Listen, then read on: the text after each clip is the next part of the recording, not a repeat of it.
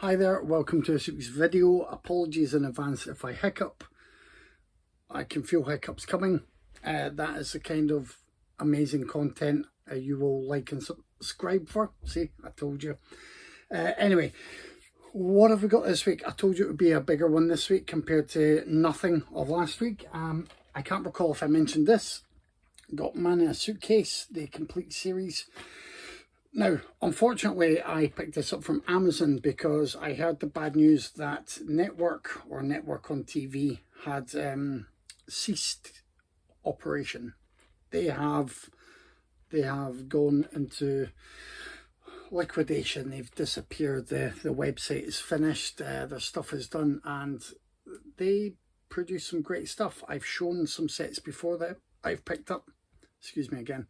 The Prisoner, Randall and Hopkirk Deceased, Stingray, a lot of the Jerry Anderson stuff, Terrorhawks, Captain Scarlet. So it was sad, and I realised that I still wanted to buy this. I can't remember any episode of this. I can remember the cool theme tune and that my mum used to fancy the leading man. That's it, but that is sometimes how childhood memories are made. So, Man in a Suitcase, fantastic. At the moment, available on Amazon. I don't have time for a take two this week. I'm really busy. I really appreciate the likes and subscribes, and I really appreciate you putting up with my lack of professionalism. I don't have time to get hiccups out of the way. I'm sorry, just such is life. I went away on a mini break and came back with Feathers McGraw. Yeah, I'm a grown man and I had to get Feathers McGraw, didn't I? Yes, I did.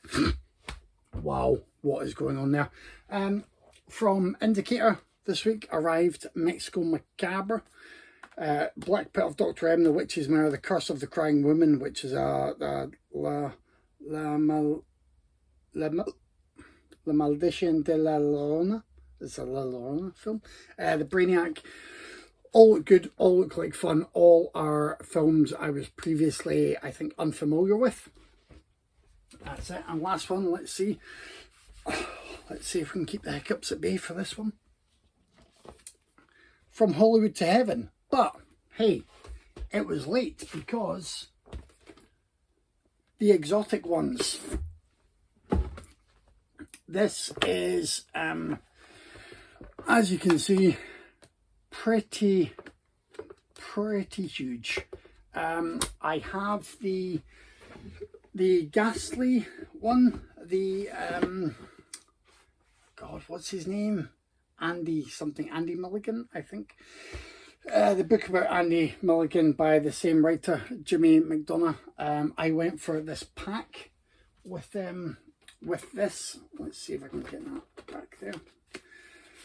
So this took a little bit longer to arrive. I'm going to go with that.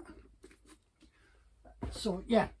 Now you're used to me saying, "Hey, I received this box set. I bought it blind. I know nothing about these movies." Well, From Hollywood to Heaven is a box set of very strange curios and very rare movies, I would say. I'm actually familiar with two of them because they were on Mubi here in the UK for a while. The Burning Hell and the Believer's Heaven. They were very strange. They were very cheap and crude. They were also quite fascinating. So, considering the journey that the Ormond family went on, and that is covered in the book and in the box set generally, I'm looking forward to travelling through that box set with them. It should be good, and it's just another quality product that I recommend from Indicator. I wish I was sponsored by them. I'm not sponsored by anyone, and the podcast isn't. What we do is just for a love of podcasting, and we're not charging anything. I have a blog as well. I'll put the link there. My blog has been getting crazy amounts of traffic lately. Now, it's not crazy amounts of traffic compared to, say, BBC News homepage or probably Empire Online. But I am now at a stage where I'm getting 5, 6, 7, 8,000 hits a day, and that's great. I'm close to hitting 1 million all-time views for traffic. Superb. So anybody that wants to find that can't do so. These just weren't going away today, were they? There's been a movie review a day on there for years, and there was a gap in a movie review a day for years before that, and you can see how some days I write better than others. Sometimes I take a very different tactic. Sometimes I feel as if I'm very much within a pattern that I've become accustomed to when writing reviews, but I try I try with each film to do the best I can to convey my views for that film, to avoid spoilers if possible, and to, you know, either recommend or dissuade you from seeing something. Recently was Spider-Man Across the Spider-Verse on there, which I mentioned on the blog. It is superb. If you liked Into the Spider-Verse, I think you will really like this. I can see people going either way on the ending, and a lot of people have been unhappy with the ending on a cliffhanger, basically, but I really enjoyed it. I felt good about the promise and the potential ahead. Unlike Fast X, which finally went to see, and that was terrible and had a very even more abrupt ending, but none of that works for obvious reasons that I don't want to go into for the sake of spoilers, but it really doesn't work. Nothing has impact, nothing feels permanent, nothing feels like a proper emotional connection, because it's Vin Diesel looking as if he's about to either, you know, drop something into the toilet, or he's waiting until he can get to a toilet to drop something off. And I know that he died some years ago, but it's very bizarre now that they're keeping the pretense of Paul Walker's character in the film. Like, use his loss for something with weight would be my suggestion.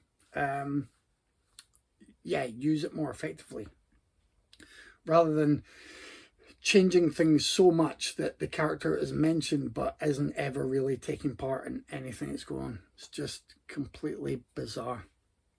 I think that covers it. Oh, I saw the new Transformers movie. It's quite good. It's decent fun. It's the better of the CGI overloaded blockbusters from the past couple of weeks. Certainly if you're comparing it to Fast X. And unlike the whichever installment had the Dinobots teased in the trailer and then didn't really show us enough Dinobots, this one has the Beast Transformers, the Maximals.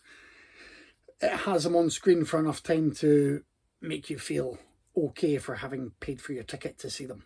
So that's a plus. This week on the podcast, Tyler has given us something that seems very Tylery. I've forgotten the title right now, but I can see the poster / cover in my head, and it's two women on there looking as if they are surrounded by an ethereal essence of potential love / sexy romance. And Dave has picked The Interview, a quirky little film, I believe, with Hugo Weaving in a main role, so that should be interesting. Hope you enjoyed the chat about Hulk and Disney Zombies, and Disney Zombies was thanks to Dave's niece.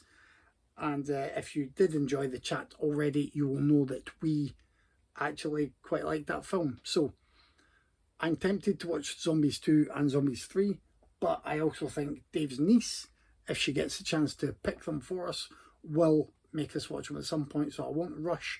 But, you know, especially if you have younger viewers in your household, I would say maybe, I'm going to say between the ages of 7 and 10, and they like things that have a hint of the macabre but are very Disney-fied and, you know, all good, it's all safe, then the Disney Zombies is a fun one for you. It's recommended. Hulk, you've had long enough to check out Hulk. You know what Hulk is. I'm sure many of you have already made your own minds up about Hulk already, and whatever we have said wouldn't necessarily change your opinion on that. That's it for this week. It was a big week. There were a lot of hiccups. I hope you didn't pine away too much last week while I was on a mini break. And yeah, please do still like, subscribe, share, enjoy the podcast, enjoy the blog. The link will be there. The link's also on Linktree. And we shall see what next week brings. Even if it means standing on my head, drinking a glass of water, and then holding my breath for 60 seconds. I'll try and keep the hiccups away. Till then, bye.